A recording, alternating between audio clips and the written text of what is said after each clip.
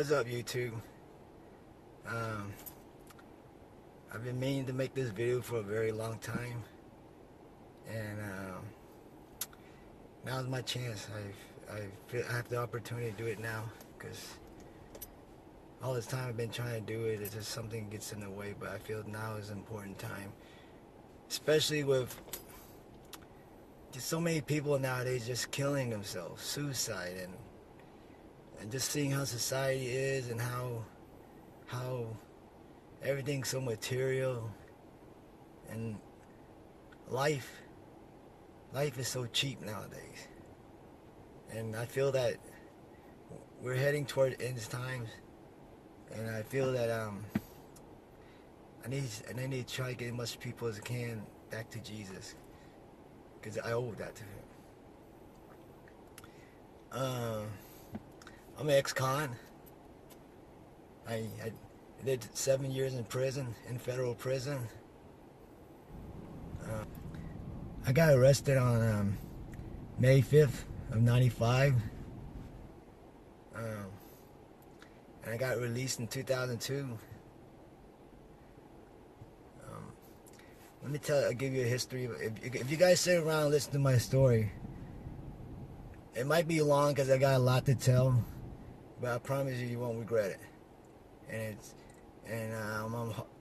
if it helps one of you guys, you know, if only one person it helps, it's fine. That's good. It did its job. If I bring at least one person back to Jesus, it did its job. That's all that matters. Jesus is all that matters. I grew up Buddhist. My family were Buddhist, so I basically was Buddhist because my mom and dad was Buddhist, and I followed their Buddhist stuff, you know, just typical Buddhist stuff, like having the statue, incense, and going to the temples. That's all I remember as a kid. But we always were. But I just remember as a kid, I always looked at Buddha as God, somebody who controlled everything and did everything. And there was a little reverence toward him and a little fear, because my parents always like, oh, if you don't behave yourself, Buddha's gonna see you and he's gonna punish you. My grandma was a really, really orthodox Buddhist. She was really into Buddhism, and she had the Buddha statue all over our house. So, well, she lived with my auntie, and one summer, in my household, everybody, my aunt, my uncle, they all dropped their kids off to my grandma and went to work. So my grandma was basically the babysitter for everybody's kids. So one summer, this is the reason I'm telling you this part right here is I'm gonna explain to you how my religious view and what happened. So one summer, we spent all the time with my grandmother at where she was staying at my aunt's house, and you know, all my cousins, you know, and most of my cousins were like older than me, like a couple years. There was only one cousin that was younger than me. He was a year younger than me, but everybody else was like couple years, 3 years older than us. So one day we were playing hide and seek, and like I say, my grandma is real religious, so she had these Buddhist statues all around the house, especially in her room. And she had this really big Buddhist statue in her room, and she put it on top of a cabinet, and she made an altar to it. So every time anybody used to go in a room, we used to like tread really carefully, because for some reason we always thought that we didn't want to offend the Buddha, and we always, I don't know, like I say, reverence. So we were playing hide and seek, so I decided to go sneak in that room, because I figured nobody want to come in that room because everybody's scared of Buddha. And man, when I went in that room, I started tippy-toeing, because once again, I didn't want to insult the Buddha. And all of a sudden, I heard a voice. I wouldn't say it's an audible voice. It was almost a voice from your soul, or a spiritual voice or something. and it told me he's not real. And I stopped dead in my track, completely dead in my track, and I looked at that Buddha statue. And I said, what? And I heard it again, he's not real. And I all suddenly, just like that, my eye was completely open, and it dawned on me, I realized, this is just a statue. So I ran downstairs, I called all my cousins and my sister, my brother, I told them come upstairs to my grandma's room, right? And I told all of them, man, hey, come here, check this out. And I gave that statue a middle finger. And guess what happened? They all jumped on me and beat my ass. They beat the crap out of me. Then they made me get on my knees and apologize. I got on my knees and I apologized, but in my heart, I didn't really mean it. And I said sorry to the Buddha. But in my heart, in my soul, I told myself, man, he's not real. There's no God, man. So after that, I stopped believing in God. I stopped believing in Buddha and all that stuff. And I went to live my life. So fast forward into my teenage years, I started wilding out, doing drugs, doing everything, man. I did everything. I robbed, armed robbery, arson, burglary, attempted murder. The only reason I never murdered nobody, because straight up, man, I was a bad shot. I was a bad shot with a gun. That's the straight honest truth, man. I could try to shoot you 10 feet away and I still miss. But I stabbed people. I did everything, man, except sex crime. I didn't no molesting or raping or that. Not saying that one's better than the other, but I just never did that because, you know, that wasn't allowed in my group anyway. They'll kill you over that. But you know, a crime is a crime, but I did everything. Everything you can think of, man. Steal, lie, cheat, sold drugs, did drugs, everything. So I was a horrible person, man. And I finally got arrested. And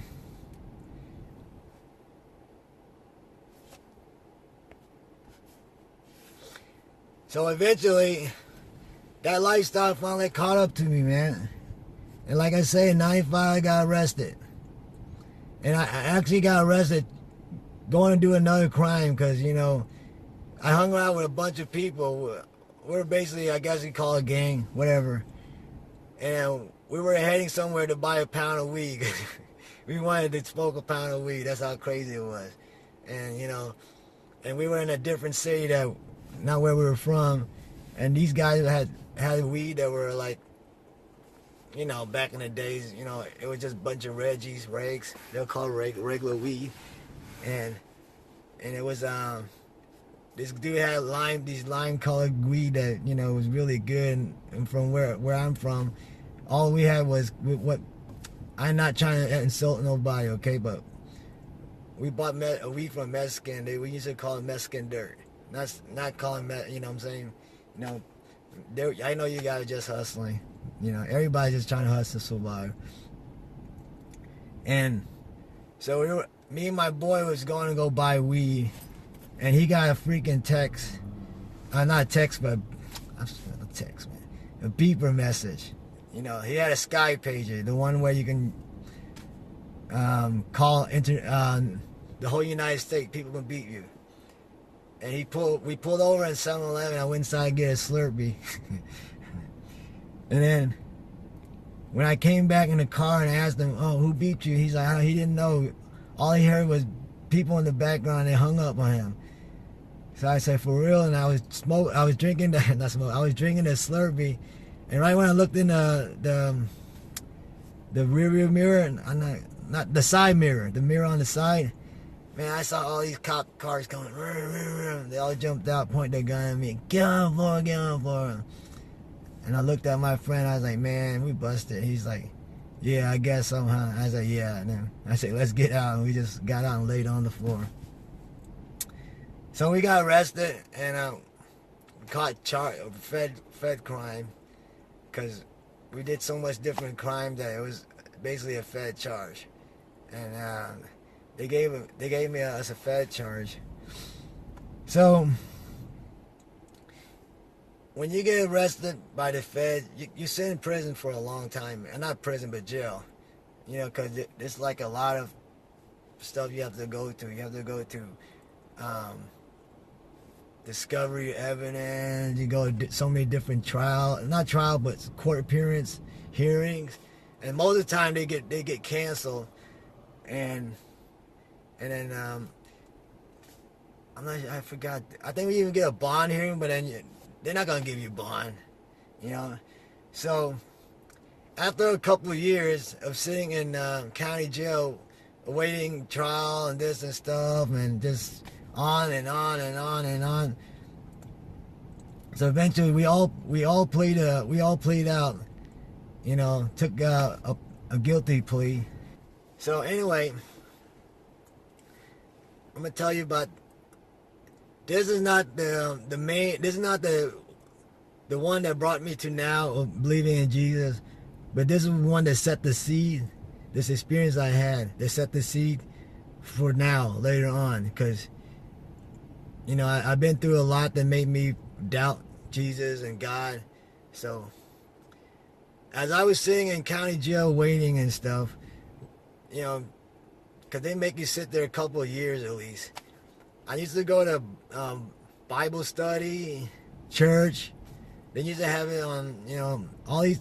But only reason I went was so I could hang out with my boys, and we go there because you're in the jail I was at. It was more like it was like a 10-man pod with double bunks and a catwalk in between. It was like a straight dungeon, and so you were locked in there 24/7, and the only time you get to go out was rec or either Bible study and church. So I went there, and then they separate you. So I went with my friends and stuff. So the only reason I went was just to hang out with my friends. So we'd go and we'd be in church and we'd be clowning, man. We'd be playing around, talking, making fun of the preacher.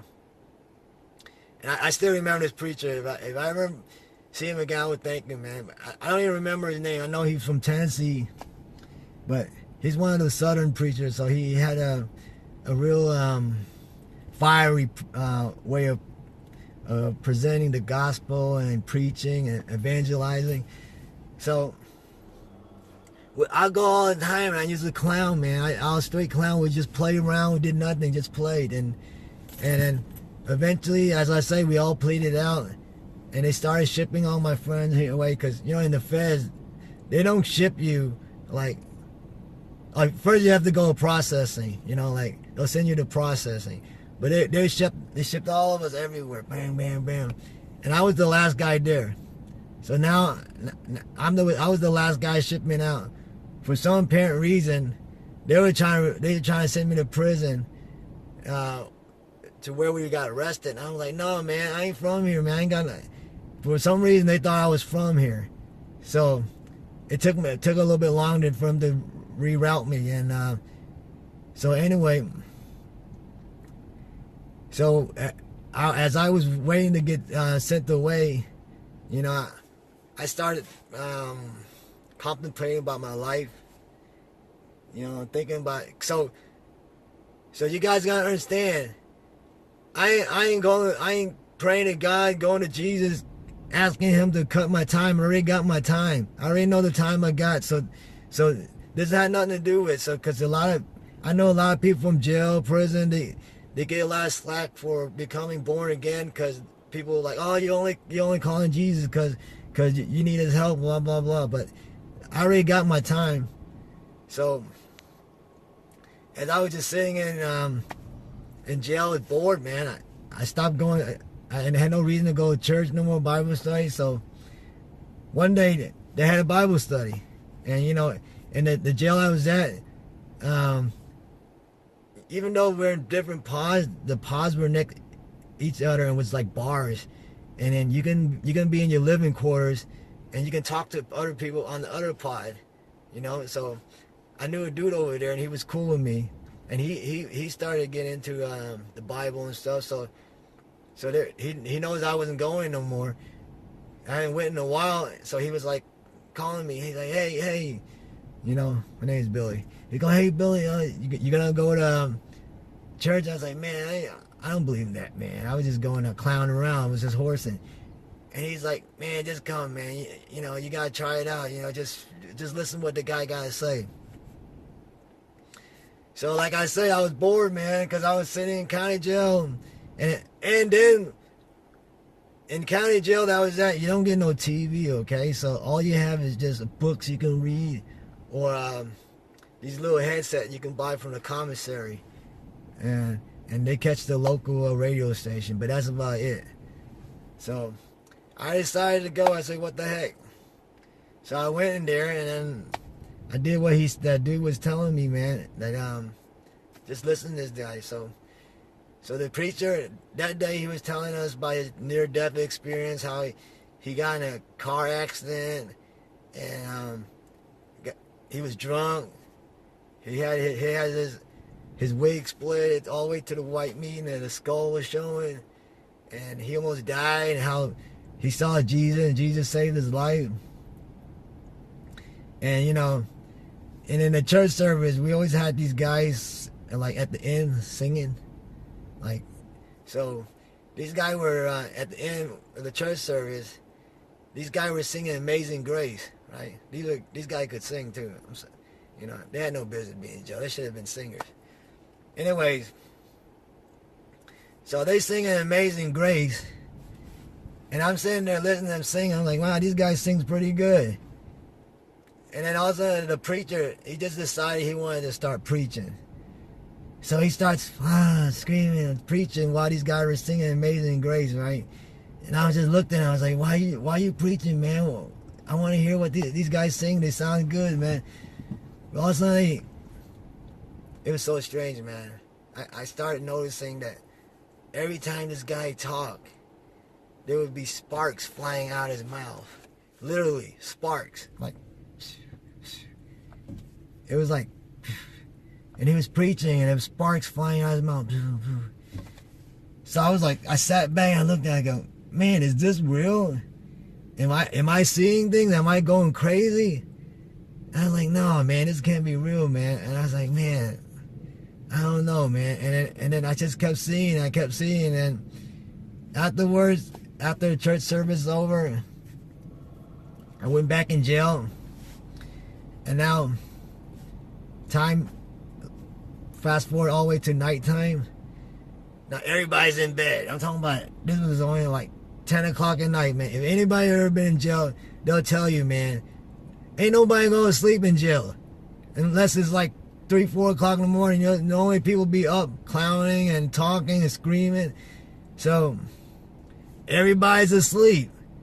It was so weird. So I went into the lunchroom, right? We have a lunchroom, and there's a hallway you can walk by. There's a sleeping quarter in the lunchroom, right? And there's a table in the lunchroom. And then, amazingly, in that lunchroom, there was a Bible there. One of those they give you in prison, one of those green cover Bible, paperback, King James Version. So there was a Bible there. So I sat down, I looked at the Bible, right? It's like, come on, man, I'm going to give this a try. I'm going to read this, right? So I read the old bunch of, I don't even remember what I read. I read a lot of stuff in the New Testament. Old Testament first. Then I read Mark, the Gospel of Mark. And I was like, wow, this is an amazing story, man. I was like, wow, man. I always heard about Jesus, and I always thought Jesus was just some good guy that did good works, and, you know, should listen to him. But I never knew the story about it. And so it left an impression on me. And wow. And then I was like, why'd he kill this dude, man? He was so good. He did so much stuff. And then I read the book of Matthew. And I was like, why am I reading the same story again? And I noticed, so I flipped through to Luke and John. I was like, why are they repeating the same story over and over? So I was like, I kind of like, and I just threw it to the side. And man, so I was just sitting there and thinking about my life, thinking about the time I would do, and man, I didn't know what to do with my life. I was like, man, you know, I was young, man. I was like, I had just turned, I turned 21 in prison, but I got arrested when I was 20. So 21st birthday, 22nd birthday, heading into my 23rd in prison. So I was depressed, man. I didn't know what to do, man. So something inside me, man. So I got on my knees, man, and I prayed, man. And nobody taught me how to do this, man. Nobody taught me how to pray. I never did this before in my life, but something compelled me, man. I got on my knees, man. I poured my heart out. I'm gonna talk about my whole soul into it, man. I put like everything into it, man. And I still remember to this day my prayer to God. I was like, God, if you are real, if you are really real and Jesus is real and the stuff in the Bible is real, you have to prove it to me, because I can't just believe it just reading this book. And you know, I need something to happen, because you know me, I'm hard-headed, man, and I'm stubborn, and so I need something miraculous. I need something amazing, and you need to show me, man. And if not, then you guys show me what's right or what's real, because this is unfair if you just left for us to just believe anything in this world and not know which one's the truth, you know. I said that prayer, man. Nothing happened. I went to bed, but something happened the next day, man. So I know this happened around 3:30 to 4, because this happens every day at 3:30 to 4 when it's chow time. You know, breakfast time in the morning. In county jail, they feed you early, and then you can hear them push the food cart around. It's noisy, man. And then and for them to feed us, they have to open a slot on the door. It's like a metal slot. So I remember hearing them pushing the metal cart down the hallway. I hear it, and I hear them opening a slot to all the cells down the road, because it's like a whole bunch of pods down a straight line. And I'm waiting for him to get to ours, right? I hear him, boom, boom. All these slots opening up, boom, boom.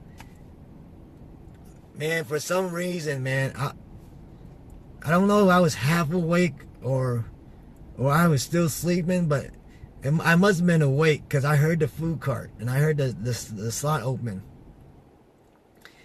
And also, man, remember, I'm telling you guys, I never ever was into this. Never even heard of prayer. Never even did these type of things, man.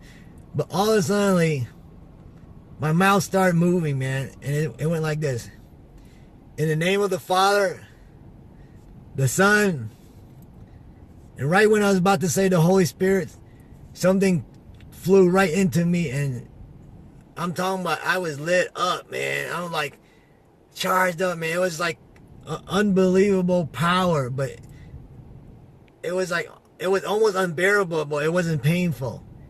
And then the whole room turned completely white, like completely white. And I'm like, I'm screaming, I mean, I sat up, I'm like, and I don't know how long it lasts, but the minute, and all of a sudden I heard our slot down, open, boom, and everything went back to normal, our food slot. Man, I sat there and I was so shocked. I was so like, I was speechless. I sat up there and I was speechless, man. I was completely speechless. And then everybody started lining up to get their food, right? Because once they saw it open, people start lining up the door to get their food. And everybody started getting their food. I still sat in bed, man. And one of the Cuban guys came up to me. He goes, "Hey Chino, you ain't gonna eat breakfast?" I say, "No, man. I don't know, man." And I remember I was just saying, "Ah, man, I don't know." And he said, "Oh, can I get it?" I kept saying, "Go ahead." I was confused, man. I was like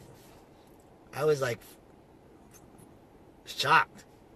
I was in another world, man. I mean, like, and it was amazing, man. And then for the rest of the day and the week, I don't even remember what happened.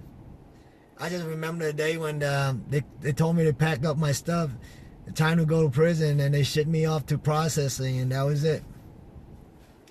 So, fast forward, now I'm in processing and whatever, and now I'm heading to the prison. But the prison I was going to is kind of far away, so they had to put me on a bus, the prison bus. But the thing is, you don't just go straight. They make stops at other places to pick up other prisoners. So we stop at one of these jail, which call it CCE, it's like a private corporation that run, I think called CCC or CCE. It's one of those private corporations that actually runs jail, and they run jail. It's a private business that the business is jail. So, but it was at a small town. But once I got there, man, I thought I was in heaven, man, because the food there was good. The commissary was like going to Publix. Man, it was good, man. And then so once I got in the processing, I couldn't get no books and stuff, because it was real quick. But once I got to this holding place for federal inmate, where they're getting ready to transfer us, I got a hold of the Bible, start reading the Bible again. So now I'm all hot and all into the Lord, man. I was like I was infused with that thing that day that happened to me. I believe was the Holy Spirit. So I was infused with the Holy Spirit. So the reason I'm telling you this part of the story, because it just shows you my mindset of where I was at and what happened when I got to prison.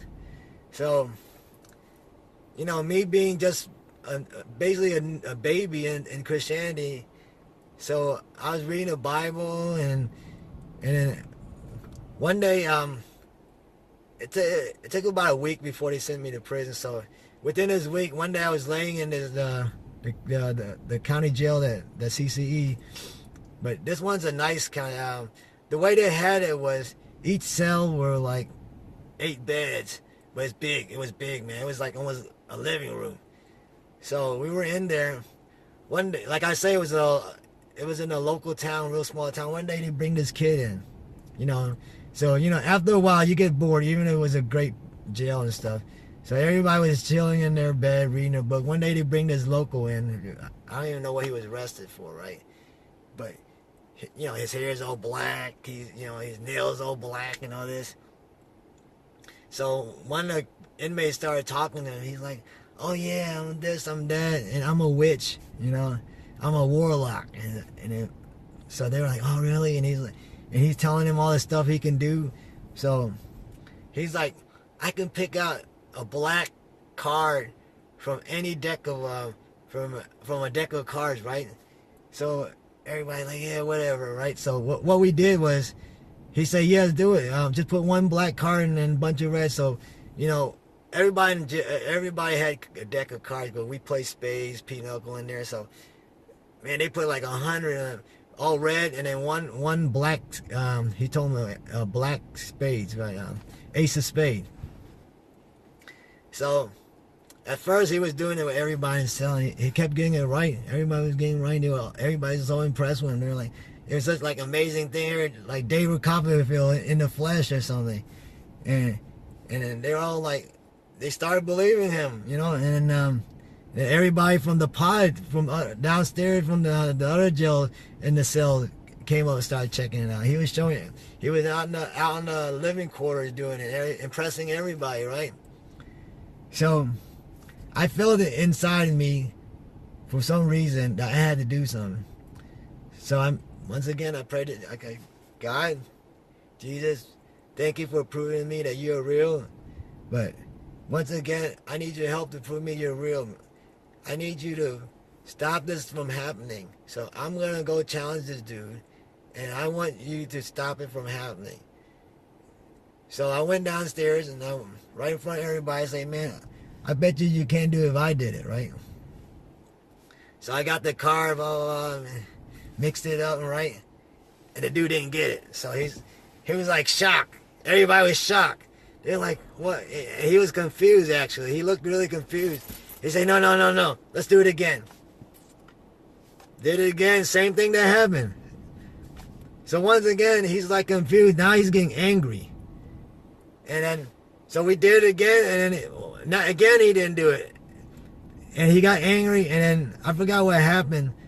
But I know that he got angry. And we got a little argument. And it was in the story. So now I'm on fire for the Lord, thinking, man, you know, I just had the experience with Jesus. Now I stop a witch from, just like in the Old Testament, from using his powers. So I felt like I was one of the apostles, man. I was on fire, man. So I thought I was in there like swimwear, right? So now I'm heading to prison, man. I'm like a Bible thumper, you know. Not saying it's a bad. I'm just describing it. Now I'm reading the Bible.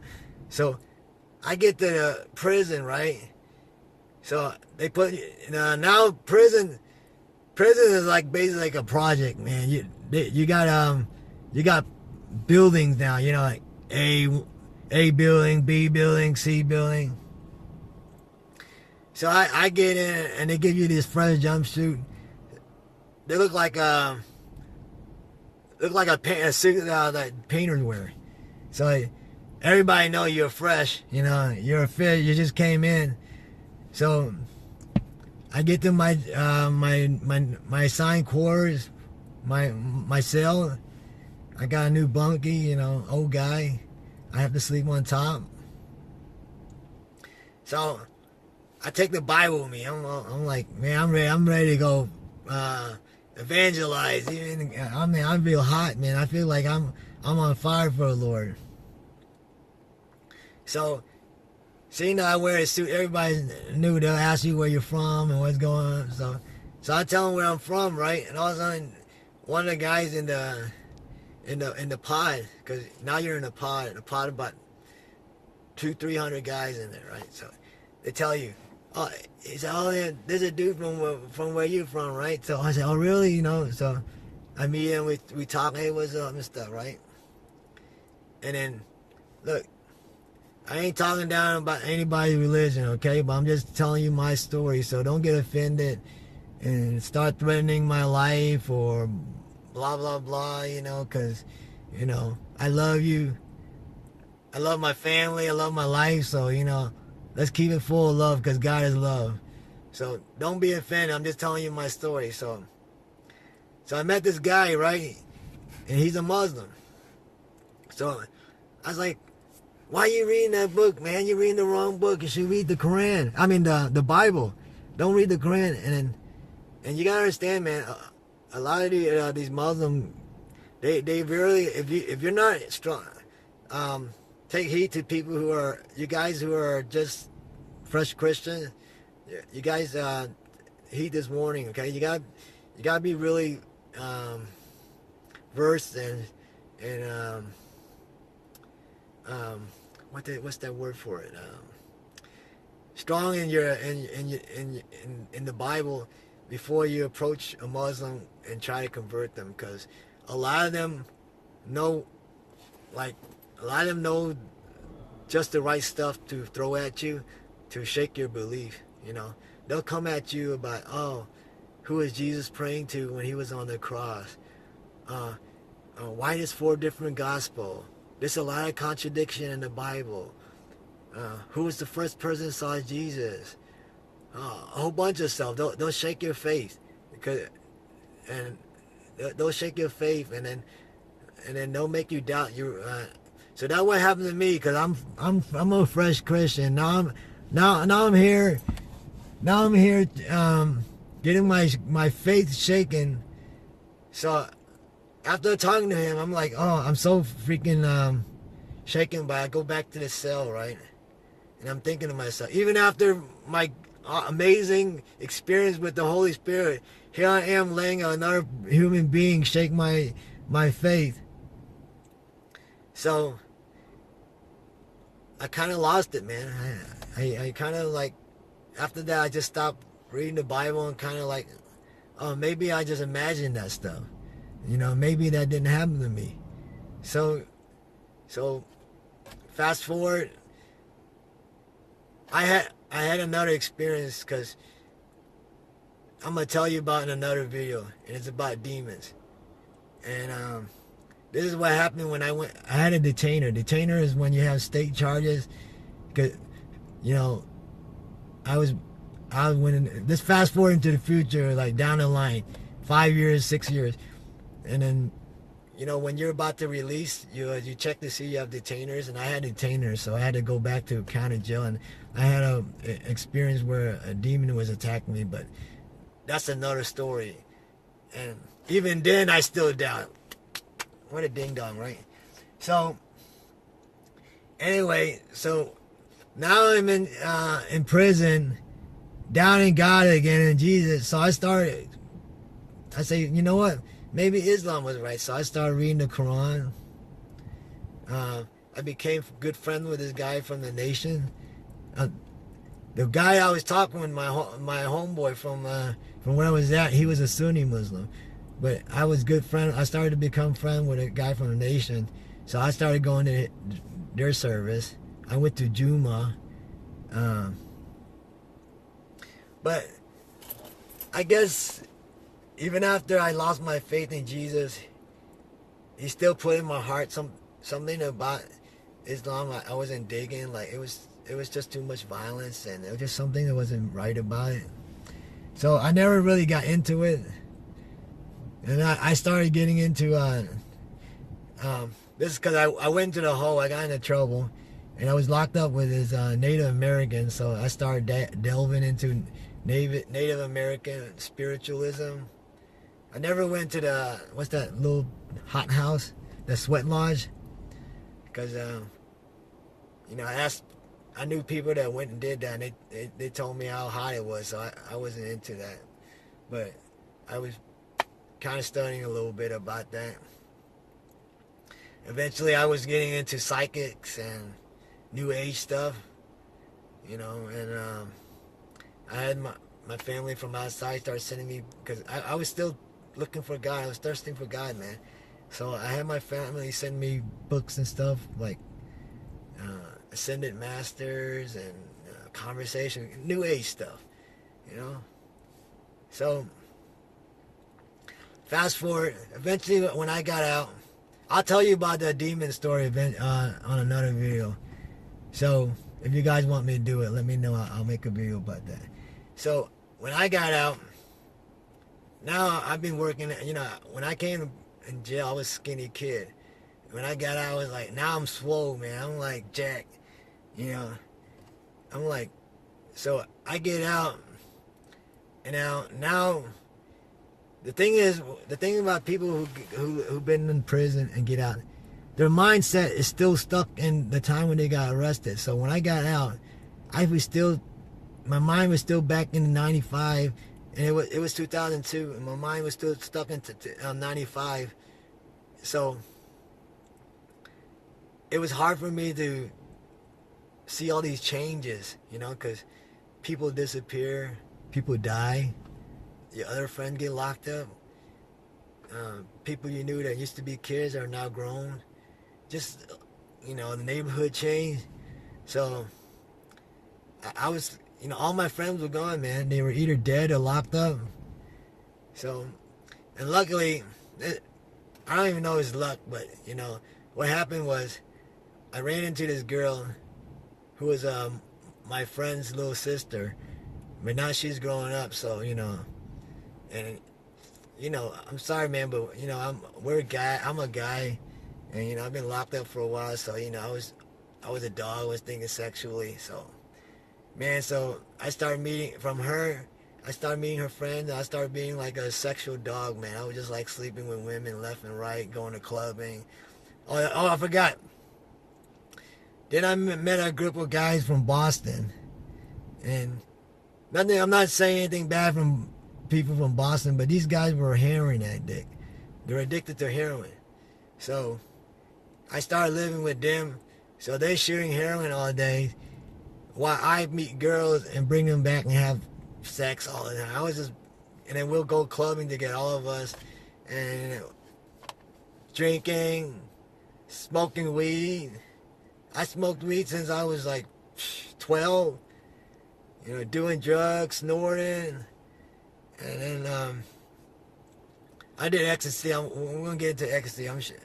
Along with the story. So I was wilding, man. I was like, so eventually, those guys from Boston, they all moved away because their hearing got the best of them, and then we all parted ways. But the thing was, we had rented this house from this guy, man, and it was a nice house. It was like 4-bedroom. It had a pool, and it let us rent it for dirt cheap, $500 a month, man. And I was able to handle that by myself. So I was staying there, and then meet girls at club, come back and have wild sex and stuff, and blah, blah, blah.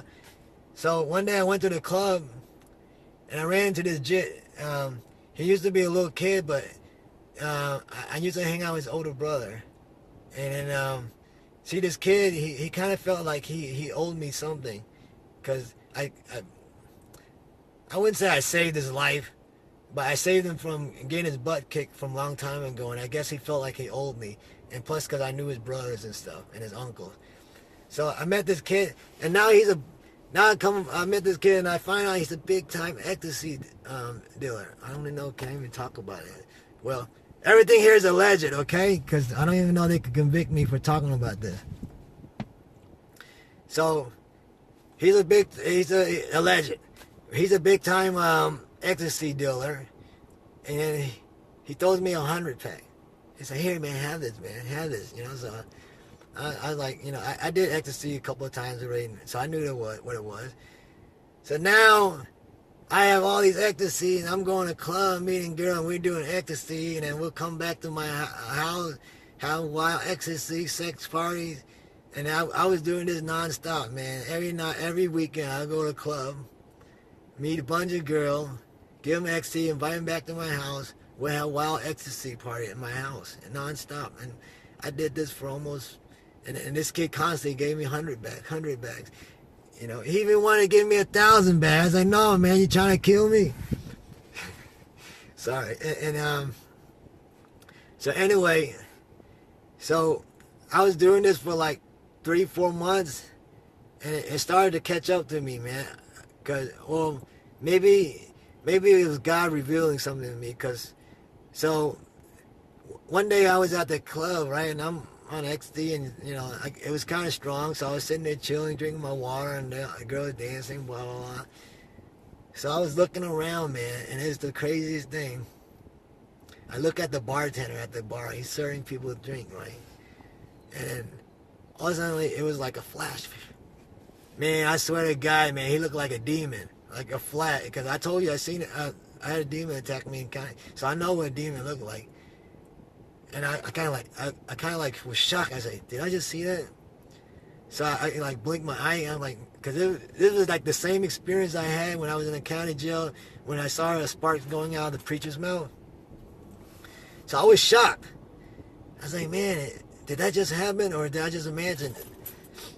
So as I was looking, man, I swear to God, his mouth opened and then his tongue rolled out. It was like rolled up. It was, and it touched the counter of the bar, and it came right back up. And I was like, what? And I saw it happening again. Man, I lost my mind. I was like, what? Am I going crazy, right? So I was like, I thought I started losing my mind or something, right? So afterward, we go home. We go to my house. Once again, we're having, because at my house, the garage, there was like a perfect party house, man. Like the garage, when the door was open, you can blast the music and you wouldn't hear nothing. It was so perfectly insulated that you hear nothing. So we're in my garage dancing, freaking and stuff, butt naked, all this type of stuff. And then I go in the restroom, right? Because I wanted to wash my face, because when you do ecstasy, you get extremely hot. I was sweating and stuff. So I go in there, I rinse my face off, and I look in the mirror, man. And you know what? I was looking at a demon, man. I saw a freaking demon in the mirror staring back at me, and I freaked out, man. I freaked out. I ran outside.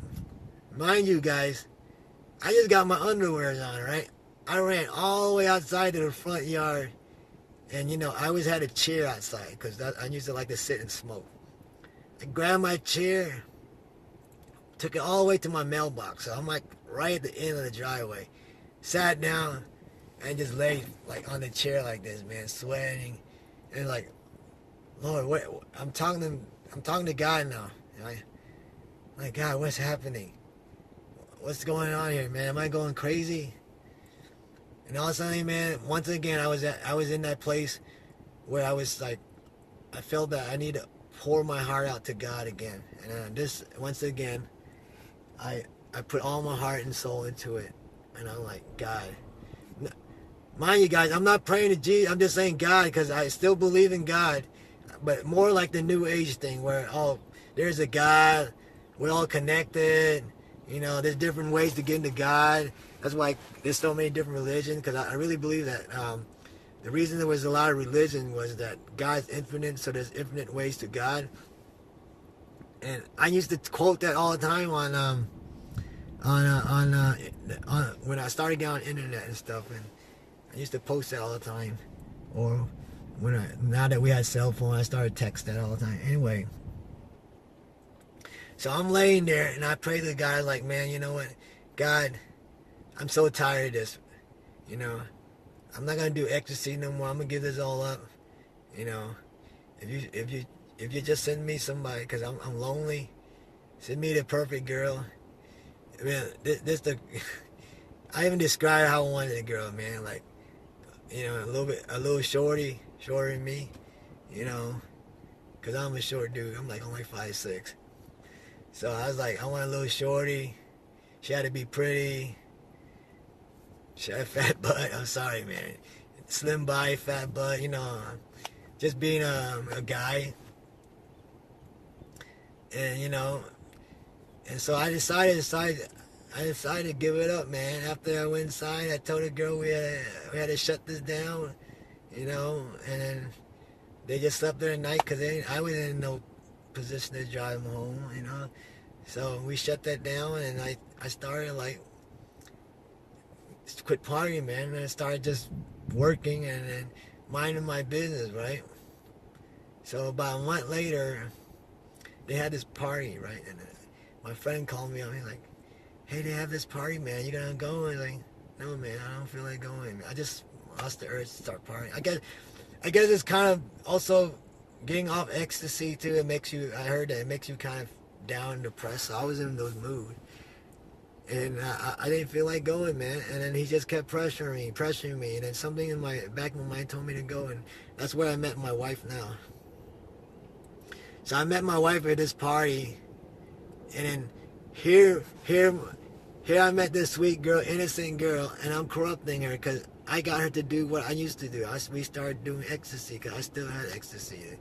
I still had left. Oh, we started doing ecstasy, but now it was just me and her doing ecstasy together and then doing the same thing.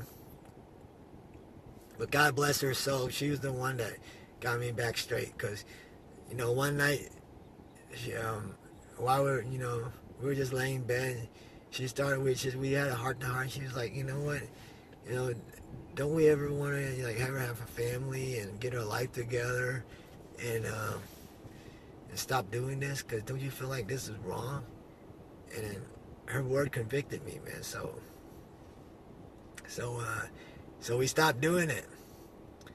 And this is for all you guys that want to kill yourself, suicide. So fast forward, we're living life, and I did something wrong to my wife, and I wanted to kill myself. I thought about it, and I was gonna turn my car on and then sit in the garage and die from carbon monoxide. I was about to do it, man. I was 99% in, man.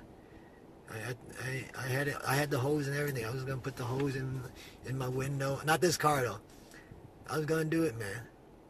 And I was right about to. I had the car running too. I had everything set up right. Right when I was about to go in the garage to do it. Once again, that voice that was in my soul I heard it, man. Say no. And it stopped me dead in my track, man. And I know it was Jesus. So I stopped, man, and all of a sudden, like, when I heard that, no, all these thoughts rushed in my mind about my sister finding me. My sister, how my wife was my girlfriend then. So I didn't kill myself, man, and and you guys that feel like that you guys got no hope and feel like you need to kill yourself, or if you guys just feeling depressed and lonely, man, give Jesus a try, please. I guarantee you, I promise you, he will answer you, man. Just put all your heart and your soul and believe in it, man. Just pray to him. Pray and just ask him to come to your life and reveal himself, and he would do it. So back to the story.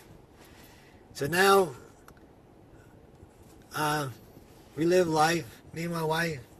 We got married, we had kids, and I started thirsting for God again. Started like thirsting and like wanted to find God again. So one day I was watching PBS. I saw this show with Wayne Dyer in it. I don't know if you guys know him. He's one of those new ager self-help guys. So I started listening to him, and the stuff he was saying sound good. So I started believing in the stuff he's telling, how there's a source and this God, and we can get all this stuff through intention, and how we can intend stuff in life. And I started like reading stuff like The Secret and all that. You know what the secret is? The secret is the simple stuff that you hear about is the truth, and that's Jesus. Through Jesus, that you're saved. That's the secret. Not this mumbo jumbo about how you can intend stuff in yourself and you are God and all this new age stuff. But I was believing all this stuff. I was believing UFOs. I was doing all this stuff.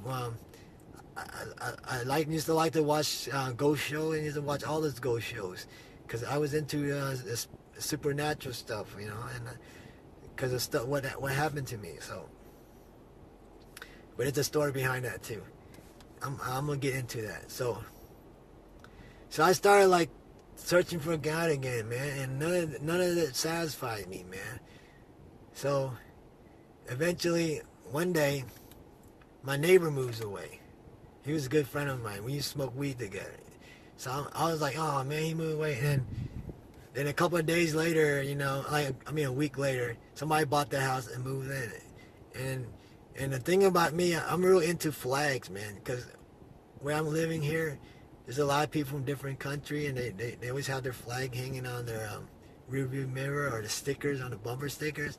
And I find it interesting. I like looking at other people's flag, right? Like, I know the difference between the Cuban flag and the Puerto Rican flag, even though they look similar.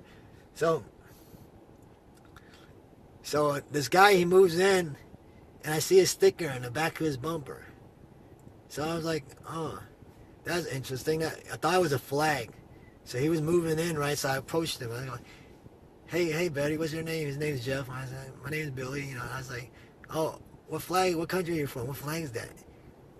He's like, oh, that's not a flag. I say, oh, really? He's like, oh, that's that color. It was like a blue and I think yellow and then red or something like that. He said, oh, that signifies police officer, because he's a police officer, and that's our badge, the yellow part, and the blood, the red over it, symbolized the blood of Jesus.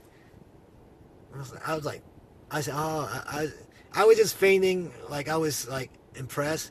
But in my head, I was like, oh, this ding dong here believe in Jesus, So I said, oh, okay, and I'm like, I said, okay. He's like, oh, you believe in Jesus? I was like, no, man, I believe in God.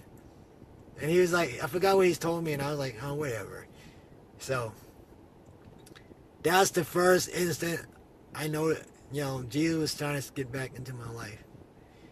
And then as I was driving around, I started like noticing like Jesus stickers, like Jesus saved, John 3:16.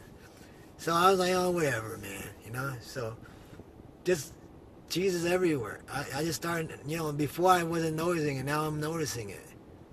So fast forward a week or so later, I'm watching, I would say, one of those ghost shows. I don't want to even say that because I'm not trying to advertise. I was watching their ghost shows, right? I'm going to tell you something funny about these ghost shows because I never noticed this before until afterward I started seeing this Jesus stuff. So I was watching this show, and now this episode, they're dealing with a demon, right? On the show, they got a psychic, right? They got a psychic, they got a witch, they got ghost hunters, they got all those new age, they got everybody, they even got a shaman. All that stuff, right? And then they're investigating this demon thing, right? And now this demon thing is getting too hot and bothered for them. They can't handle it. So what they do, they get in their little prayer circle and they start praying the Lord's Prayer. Like, Our Father, who's in heaven. So as I was laying there, I was reading, I was like, wait a minute. If they're psychic and they're shaman and they're witches and they're blah, blah, blah, and they believe in their thing, why are they praying to God through the way the Christians doing it? I'm thinking to myself, right? And at the end of the prayer, this is what got me. At the end of the prayer, it's a in the name of the Father, and right when they're about to say the Son, it cut to commercial. I'm like, and I say, why did they just do that? Because remember, if you guys remember what happened to me in the county jail, that last does the name of the Father and Son has special meaning to me.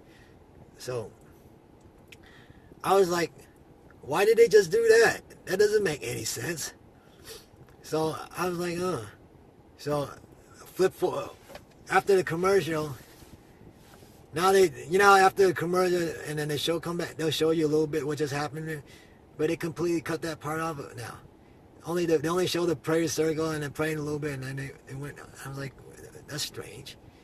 So, and by now they have plenty of ghost commercials, ghost shows on TV. So I started watching all these other ghost shows, and I noticed that anytime they do a prayer, they're always doing a Lord prayer, and they're always trying to leave Jesus out of it. And somehow, anytime there's a chance Jesus' name might pop up or anything about Jesus pop up, they'll cut to commercial. They'll stop showing it. And I'm like, I found out, then I started noticing that how come we can talk about all these other religions on TV? Man, you can believe in a monkey god, or do handstands on dog doodle and call it some type of religion, and it's all right on TV and it's acceptable. You can even have a TV show about the devil and it's acceptable. But the minute you're talking about Jesus, oh man, get out the knives and the pitchfork and the gun, they're ready to get you. So that started like getting me having second thoughts, like, wait a minute, maybe there's something to this, because I've always been a person who sit there and think through things, and I like to contemplate a lot. So I was like, man, this had to be something to it, because the way it looks to me, there's something like, it seemed like some type of conspiracy to keep this hidden, to prevent us from knowing the truth.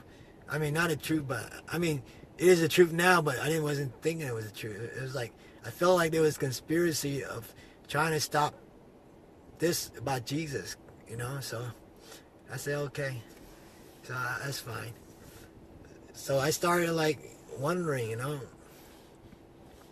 so fast forward now we get, guys, I want to thank you guys for like whoever's sit here and listen to my video. I know it's long, I'm sorry, but it's a long story, but trust me, if you sit guys through the end, you guys will find it worth it. It's like, it's amazing, man. And I just hope you guys sit through it, and I thank you for watching. So anyway, so now I'm starting to like opening my heart to maybe this thing with Jesus is true, So maybe I've been wrong, So I started like having more. I started talking to Jesus.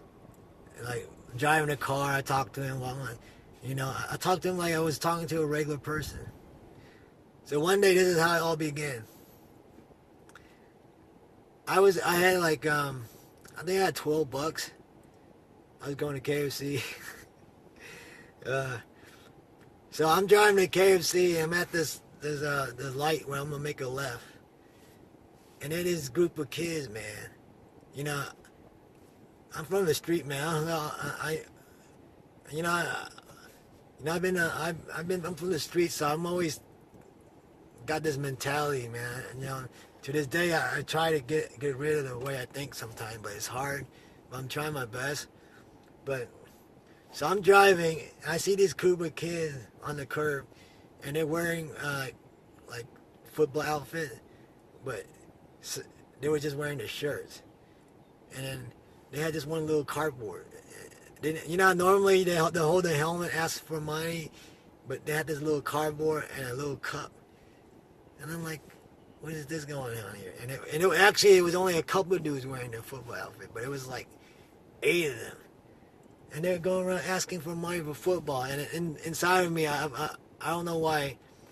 Man, I was like, man, this must be a hustle. This got to be a hustle. These kids trying to hustle people, man. So, I'm trying to act like I'm busy so they won't approach my car and stuff. So finally, this one kid, he comes up and he knocks on my window, right?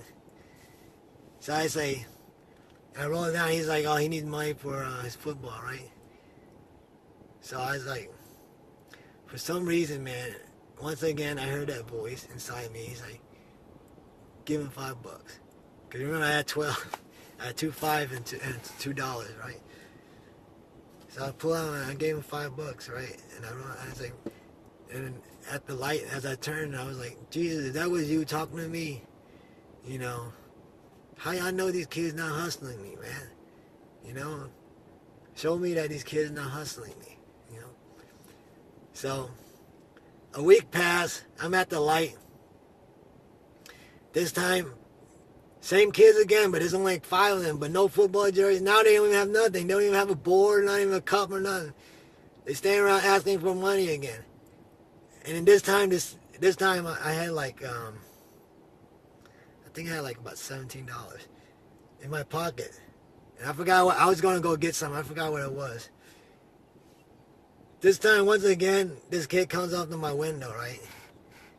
And before I roll down my window, once again, I was talking to Jesus. I go, Jesus, I know you want me to give, because I felt in my heart this time that he wanted me to give him all my money, right? So I was like, Jesus, I know, man, I know you want me to give all this money, but I need you to show me, man, that I'm not getting hustled, because just the street in me won't let this pass, and I keep thinking it's a hustle.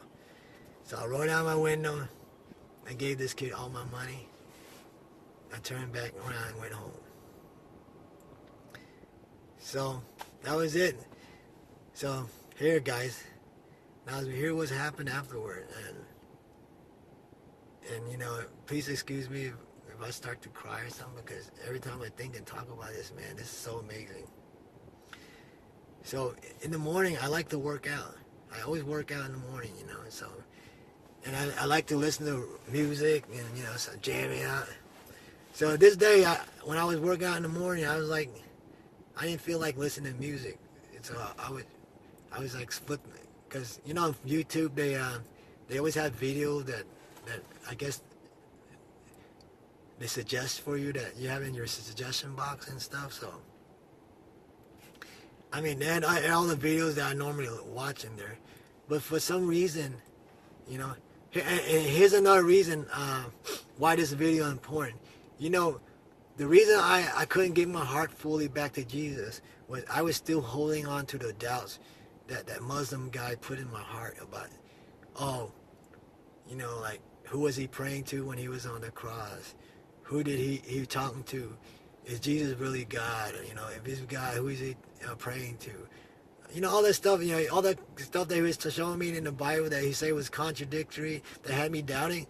So those things were still set in my heart. And it was hard for me to let go of that part.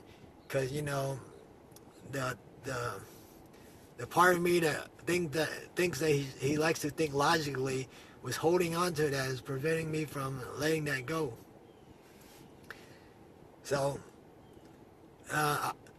for some strange reason, they had a show on there. It was called, I think it was called Jesus or Muhammad.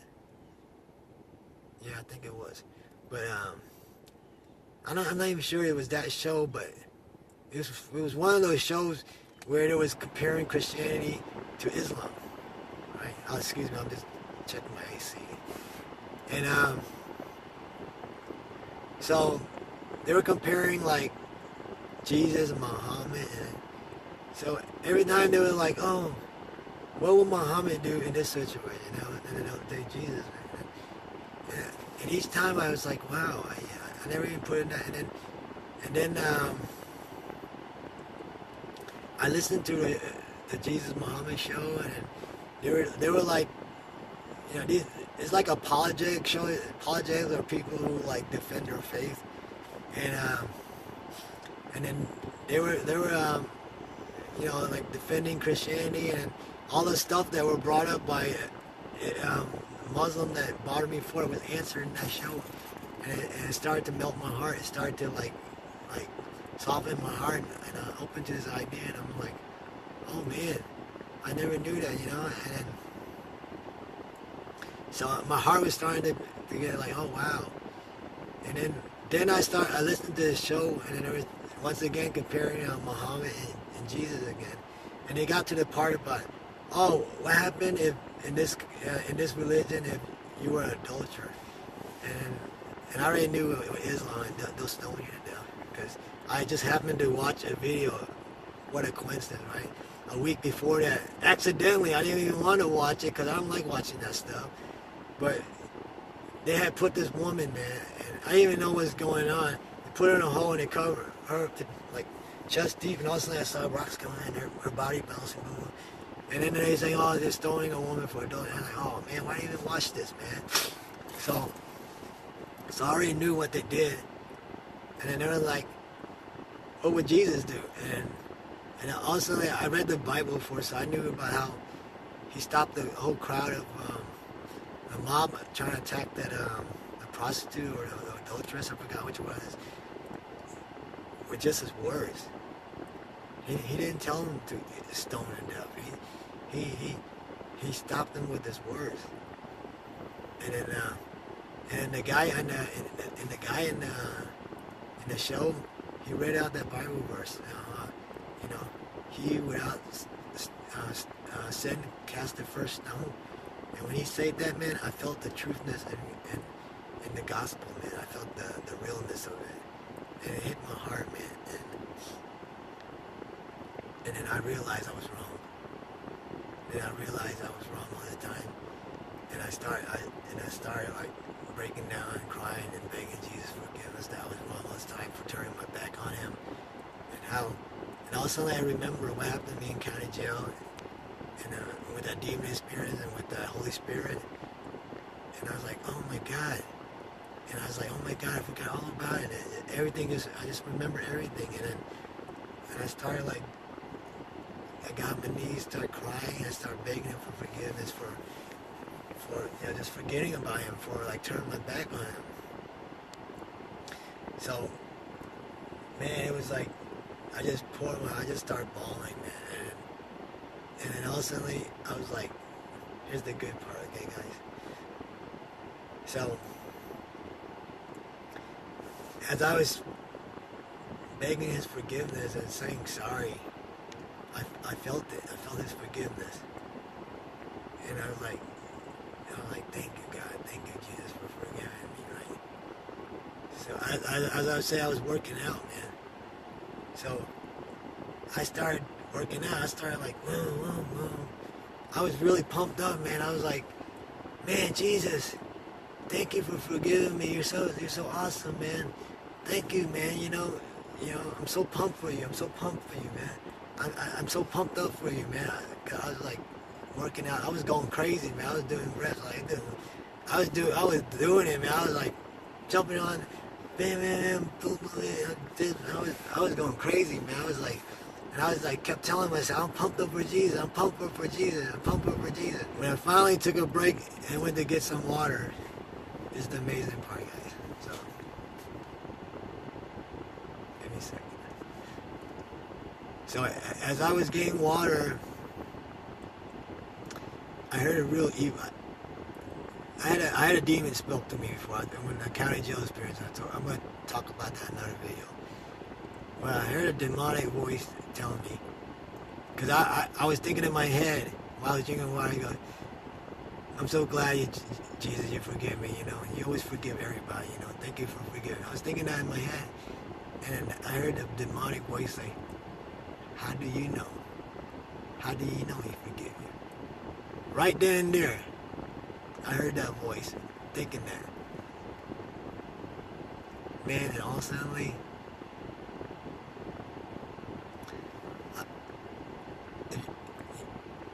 I don't know if you guys ever been in a riot, but I've been in a riot in prison, jail and stuff. It's a lot of bunch of guys making commotion. You can feel the vibration in the air. You can feel the commotion, man, and the loudness of it. But honestly, I felt that, man. It was like a loud commotion, man. And I was like, what's going on? Remember, this is right when I had just told myself, I'm so pumped up for Jesus.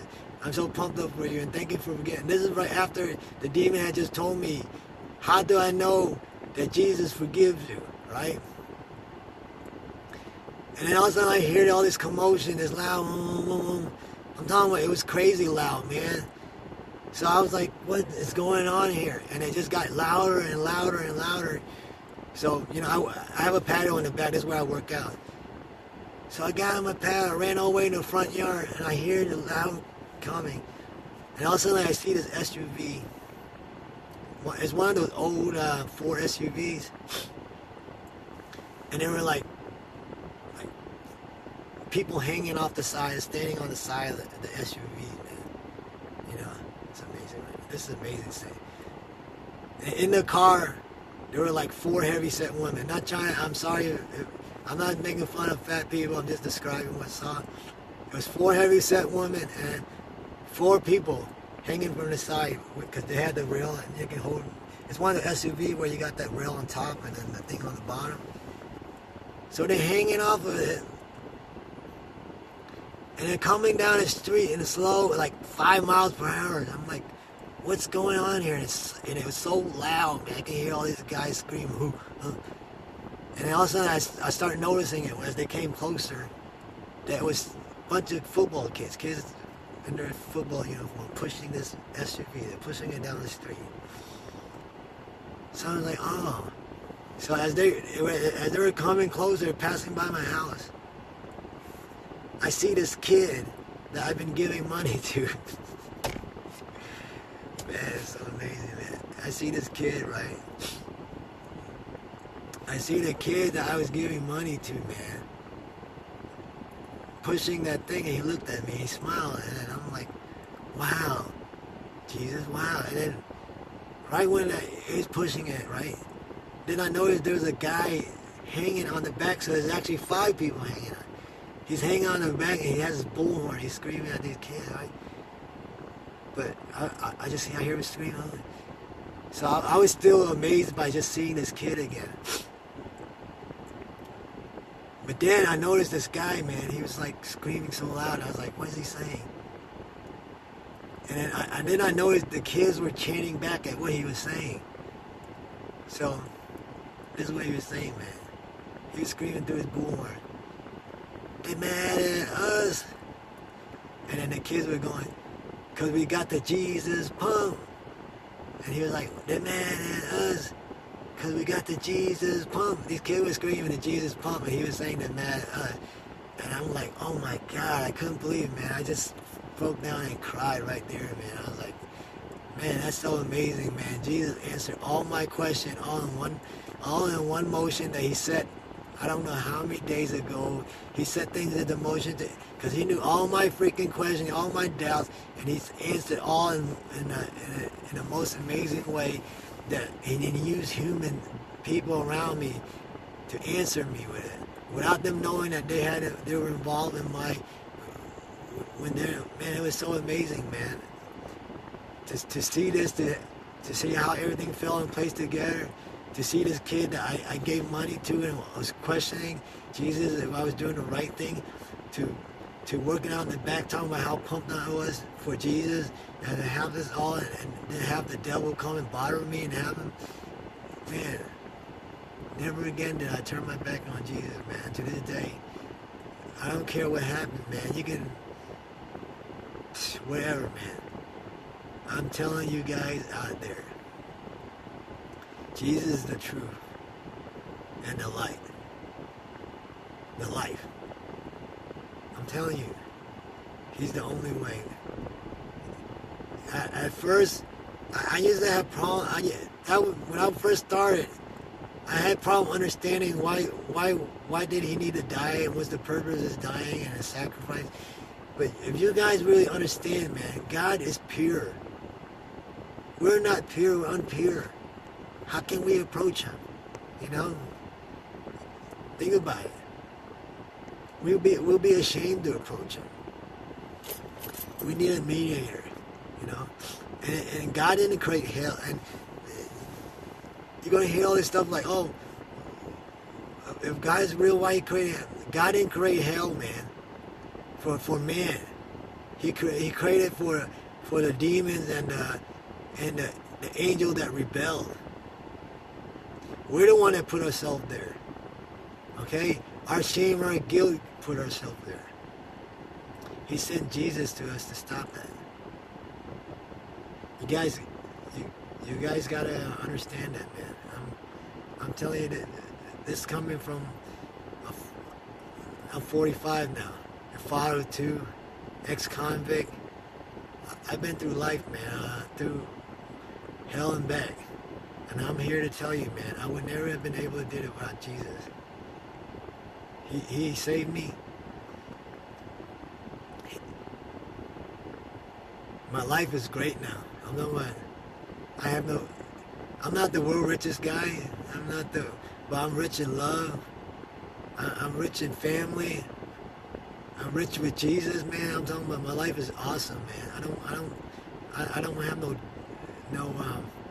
Of course, I fear and doubt as human, but I feel so satisfied, man. And those of you guys that are looking to be satisfied and lost, and you're searching for your answer, man. Jesus' answer. Give him a try. Trust me, man. You never regret it. Thank you.